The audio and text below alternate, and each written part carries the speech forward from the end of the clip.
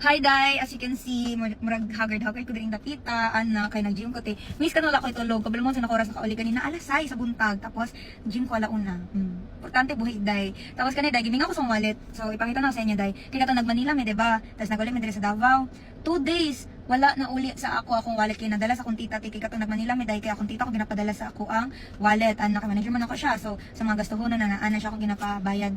Karon dara akong wallet. And i-chika dyan ako sa inyo dahil na nagdinanghag jud ko. Tapos medyo layo man dahil no, naman ko sa buhangin. Tapos nani sa bangka lang wallet. Ay ti, wala dyan makuha na grab na ano ti. Makuha sa akong wallet. Miss ko ni gani rani day.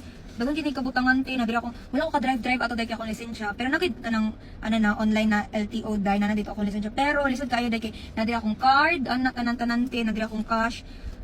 And dyan siya pwede mawala dahil. Tapos ang ganahan ng ako, ani kay Murag, nara diri tanan jud ang tanan, nako, kailangan dalon. Ano good? Basta na diri tanan kailangan, tiya akong cards, lisensya, cash, and everything. So, very kids siya, pigay siya kay Puff siya.